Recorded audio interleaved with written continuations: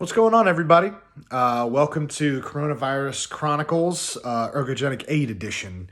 What we're going to be doing is going over different supplementation over the coming days, different types of supplements, what they do, when to take them, how much to take. Basically, so we can clear the air over these myths and facts and this bro science that we found, or that is commonly found amongst gym goers and athletes.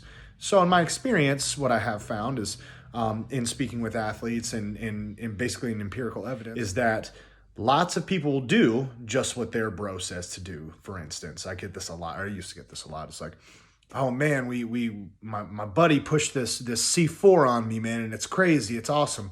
Well, what's in the C4? What is the C4 doing that's good for you, that's making it an ergogenic aid? Which brings me to my next point. What is an ergogenic aid? An ergogenic aid is a supplement that actually enhances your performance. Non-NCAA banned substances, things that can increase your performance in different ways, safely and legally. Most importantly, with these things, what we're going to cover is the hows, how much to take, the whats, what are you taking, the whens, what the timing to take the supplement is, and what it's going to do for me, and the dosages. So what I like to start off with is branched chain amino acids, okay? Huge fan. I'm a big fan. I've taken them for a long time because research currently shows that you don't grow while you're working out. Hypertrophy doesn't occur during the workout, but what it does show, what research does back, is that growth comes in recovery. So most of the time when you're taking supplements to make you better at things, what you need to be doing is bolstering and making your recovery better or more efficient. You can do that in a number of ways. You can sleep more. To create perfect diurnal variation is go to sleep at 10 p.m. and get up at 6 a.m., right? That's what the human body is made to do. Now, life calls and people work different jobs and people have to study for school and life happens. So that doesn't always occur. Also, hydration plays a huge role. That's for a whole nother day. We're going to cover hydration. So back to recovery with branched chains. So first off, what I'd like to tell you about is what are branched chain amino acids, right? What is that? More importantly, what are they? Branched chain amino acids are amino acids that you do not make within your body. You get them from what you eat, mainly in animal products. So they are leucine, isoleucine, and valine. All three amino acids. The cool part about this is because you don't produce them within your body, what they are makes them essential for your natural or your body's metabolic processes. Cool part is, as long as you're not in some malnourished state and you're eating normally, you're getting in amounts, you're getting all the foods in. The cool part about leucine is that its main job in this world, its main reason for being is protein synthesis, okay? It increases protein synthesis rates. There's a whole transcription factor to mRNA production type deal I know you guys don't care about. Just know that it increases protein synthesis, which increases gains, okay? It increases growth. So you can do this in a certain ways. You can increase the animal products that you eat, all right? Doesn't mean you have to sit there and shove steak down your throat or eat as much fish as you can until you grow gills. You can supplement these too. So what I'm going to get into in a little bit is there's a caveat to taking them.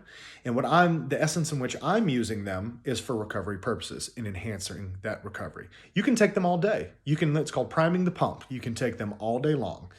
Now, for recovery purposes, okay, to enhance that the most, because that's their main job, there's a certain timing, and I'm going to go over that in a second.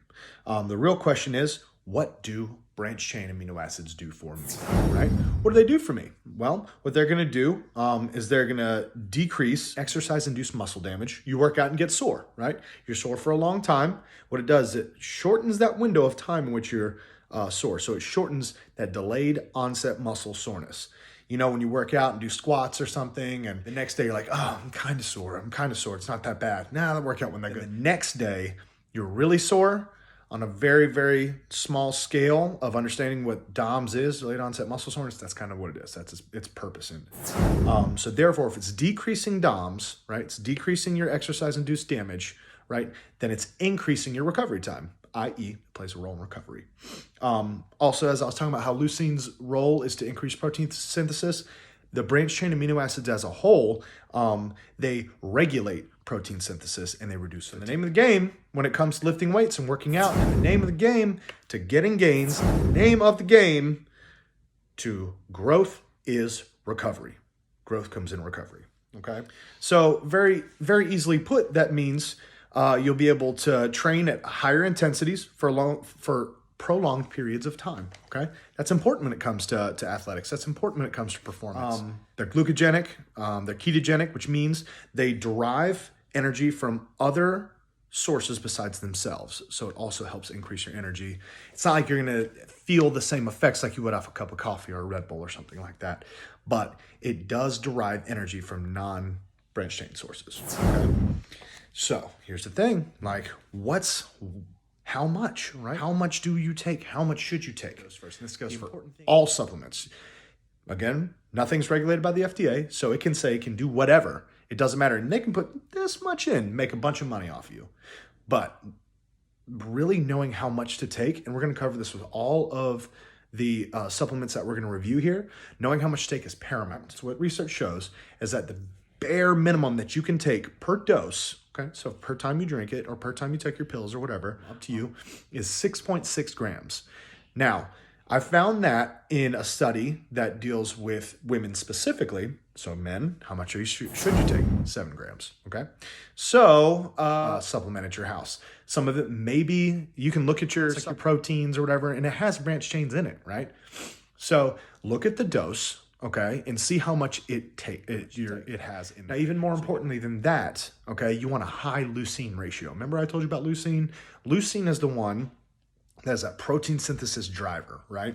So if you can get at least a 3 to 1 to 1, leucine to isoleucine to valine, that's a great starter, okay? I've seen as high as 9 to 1 to 1 on different supplements, but just make sure you have a high leucine content ratio, okay? It'll say literally right on the package. Now, the caveat I was telling you about. So what we've covered so far, we've covered what it is, what it does for you, how much to take, and now when to take it. Now, like you can take branched chain amino acids all day long, right? Again, called priming the pump. You can take it all day and take it, but in the sense of optimizing recovery, there's a caveat it must go with, okay? So bear with me for a second. Have you ever wondered why, everybody's like, gotta take protein post-workout, gotta take protein post-workout? Why, right? You're taking protein, but what does the protein do? We're gonna cover that in another video, but what we're also gonna do is tell you now why it's imperative for this relationship, again, in recovery purposes, for branched chains and protein to be taken together. This is gonna fall into timing and dosage. So it's paramount that you first off take that 7 gram dose, okay? So I told you dosage and timing are the most important things. So with your dosage, which you just took correctly, the timing to optimize recovery is pre-workout, okay? Now this can be argued. This is the research that I've read and that I've personally done over the years. Not the research, but the way I take branched chain amino acids. You take your 7 gram dose at the beginning. Now you have something called gastric emptying rate. Okay, that's just a big fancy word for when you take something, you ingest something, how long it takes to get to your small intestine for absorption. So how long before drinking it or eating it to you being able to use it. Okay. It takes, gastric emptying rate is generally about 45 minutes. It deals with the bolus of food or the size of the food or drink that you're drinking and the temperature. So if you're drinking just as water or with your pre-workout or whatever it may be, we're gonna call it about 45 minutes. So you take it pre, you then work out, right? You work out for, we're gonna say an hour, okay? So that gives your body plenty of time to use the branched chains, all right, to absorb them because of your gastric emptying rate's gotten into your body. So okay, keep that thought in mind. We take it pre. Now there's another component that plays a role here, insulin, okay? So don't get lost in this, just very simply put, that insulin starts off like this. Your body uses it as energy, okay, while you're doing resistance training. So if you're in training with me or you're in lifting weights, that's kind of the main source of energy. I understand the grab for carbs and things like that, but in this essence for resistance training and recovery purposes, your body uses insulin. So you start with a basal rate, a normal rate. Now, while you're working out, that insulin plummets, just like that, okay? Just like driving a car, that's your gas. Your insulin is your gas. You drive a car, what happens to the gas? The gas gets used, right? So your insulin plummets, okay? Now, this is the real important reason for the caveat. So when taking your branch chains pre, right, you're then giving it time to get to your small intestine because you're working out. Simultaneously, your insulin is plummeting. Now, if you don't do anything after you get done working out, you just go home, rest, your insulin will eventually come back to that basal rate. Okay, it'll normal eventually over time. But here's the cool part of the way your body works. So insulin plummets, right? You get done working out, all right? You're tired, you used your energy, right? That's how it works. And you drink your protein shake. Oh man, here's why drinking protein post-workout, one of the reasons, is so very important. Protein spikes insulin, okay? Specifically the cocoa and chocolate. So protein, high protein foods, and protein supplementation post-workout spikes insulin to well above resting metabolic rate, okay? Started here, worked out, took your protein, goes up. Now, to bridge the cycle, to bring it all to branch chains pre, insulin plummet, protein post, insulin spikes.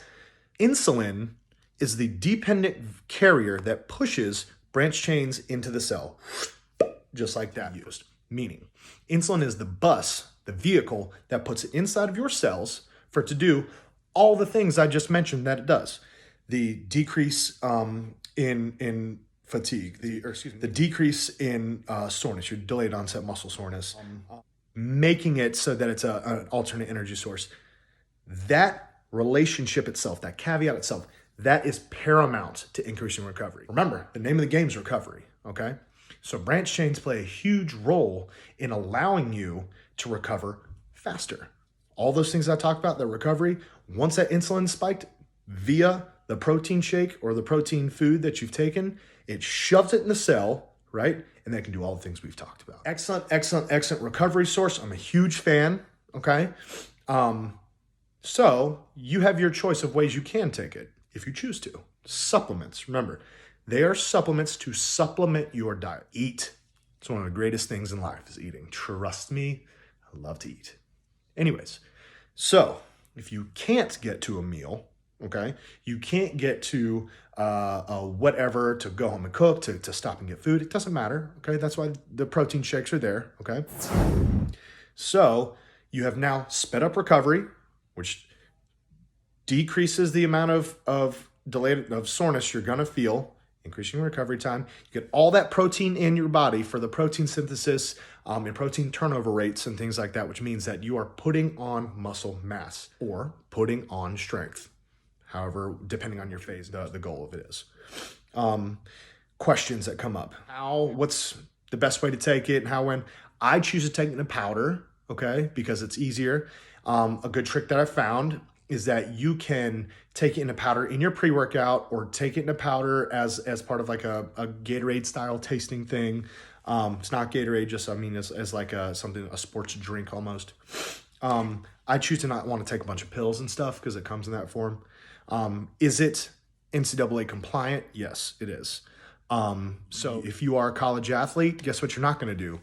Pop positive on a drug test, because if you were to drink something such as taurine, which is in Monsters and Rockstars, you will pop positive. So it's very sensitive, and it's a great way to supplement your training regimen by increasing your recovery through a simple addition of branched chain amino acids. If you have any questions, put them in the comments. I'm going to post all the hows, whys, and dosages down there. Shoot me DMs if you need any more supplement advice. We're going to be doing these videos every day.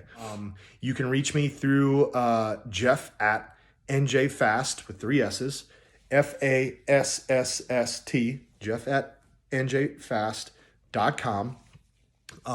Or you can go on our website at njfast.com. So until next time, here's to staying healthy and beating the coronavirus. Be well, everyone.